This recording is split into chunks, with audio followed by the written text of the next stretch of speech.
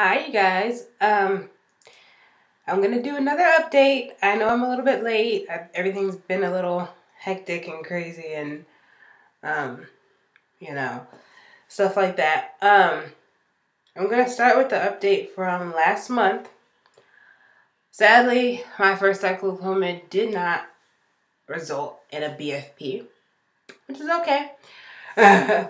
um, I kind of was trying to put off updating about that. A little sad, but so yeah, first cycle I did ovulate, but it didn't result in a pregnancy. So I'm on my second cycle right now.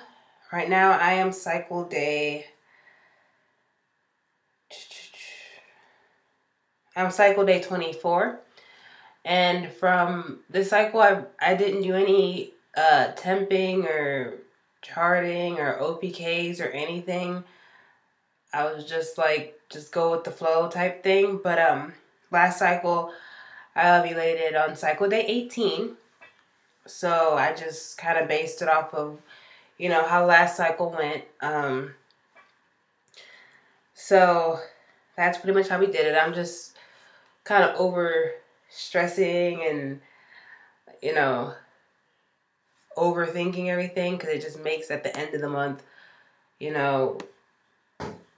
when or if, you get a negative, it just hurts that much more because you had so much hope into it. I went on Monday, cycle day 22, to the doctors to do my progesterone blood draw, and I haven't even called to see what my levels were.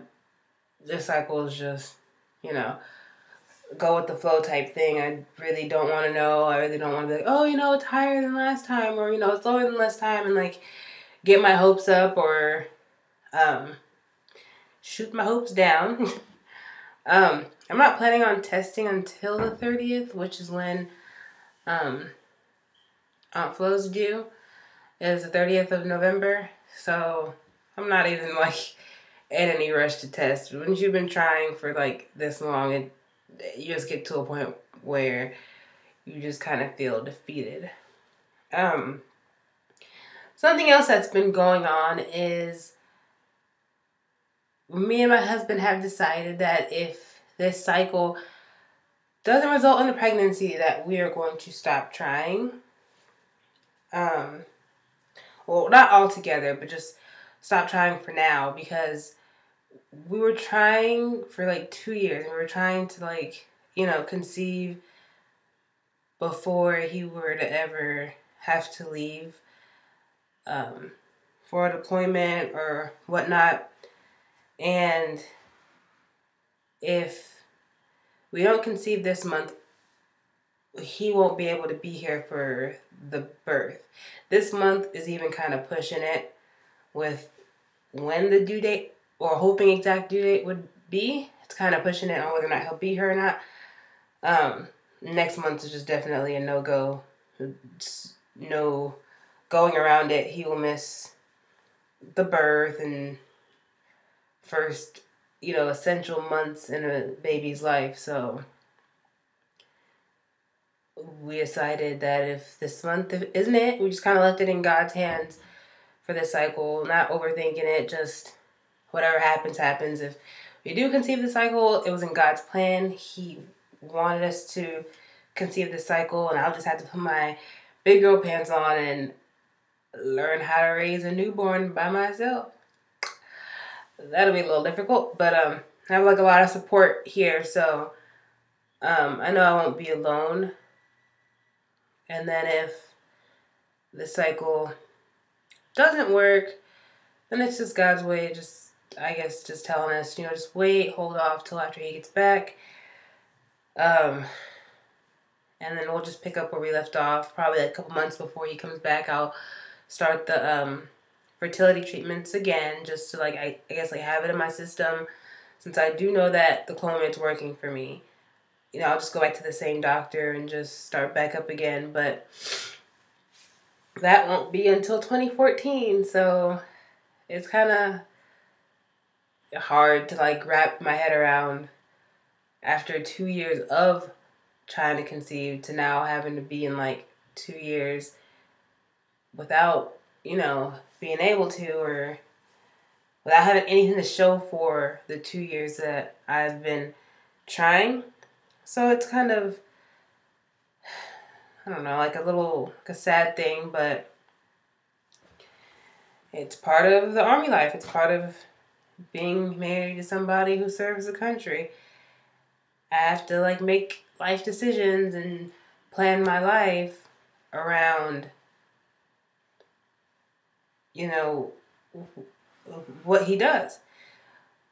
I wasn't really expecting, this was going to happen. I could have sworn, I was like, oh, I would already be pregnant. I would have a baby by the time that day would come. And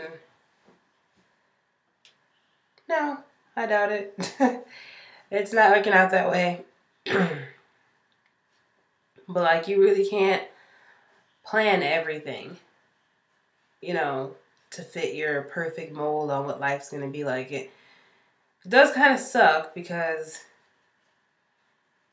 if it wasn't for military and all the stuff that they have to do, he'll be home more often, and, deployments and FTXs and all that stuff wouldn't be a part of,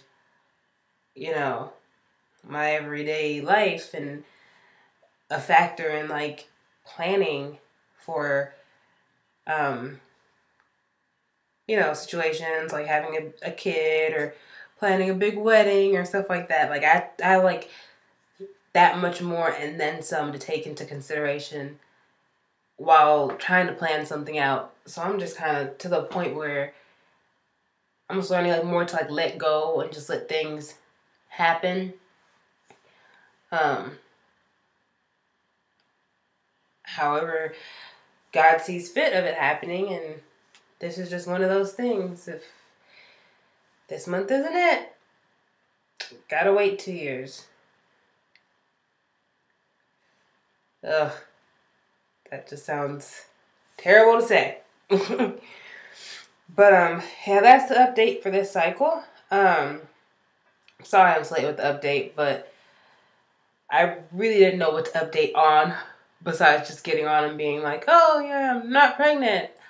Because at that time, from like last cycle to this cycle, all we've been doing is discussing what would be best for us if this cycle didn't work. This cycle was just kind of a leave it in God's hands type thing. It wasn't like we need to make it this cycle because, if not, we have to hold off. No, it's just, we didn't plan anything. We didn't plan days. We just went with the flow.